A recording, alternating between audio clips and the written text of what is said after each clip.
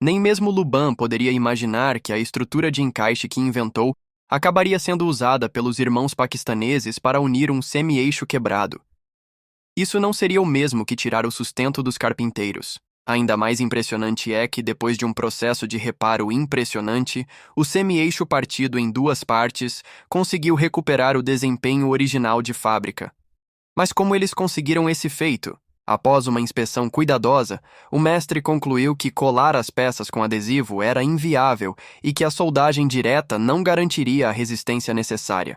Então, ele decidiu primeiro usinar as superfícies quebradas. Com o plano definido, o mestre fixou a extremidade do semi-eixo na placa do turno e começou a usinar a superfície rompida, garantindo uma base sólida para a união. Para garantir a precisão da junção, ele também perfurou um rebaixo na parte central do eixo, criando um encaixe auxiliar. Primeiro usou uma broca para definir a profundidade do furo e, em seguida, ampliou o diâmetro até atender às especificações do encaixe.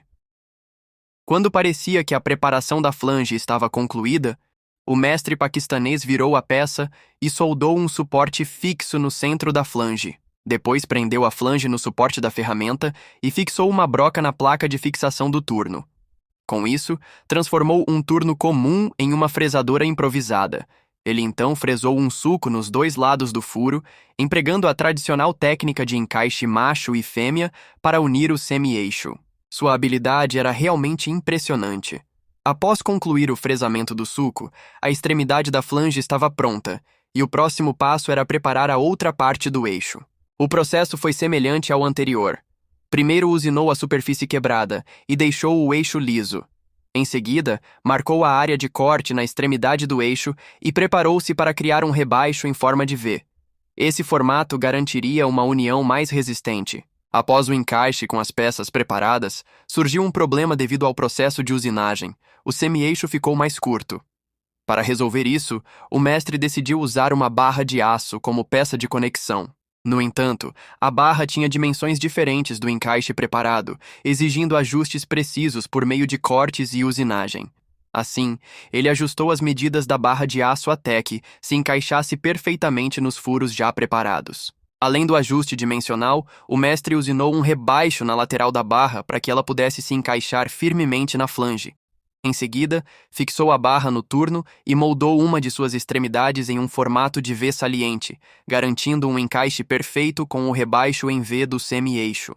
Após finalizar o polimento, alinhou as peças para verificar a precisão da união e, ao confirmar que tudo estava correto, iniciou o processo de montagem.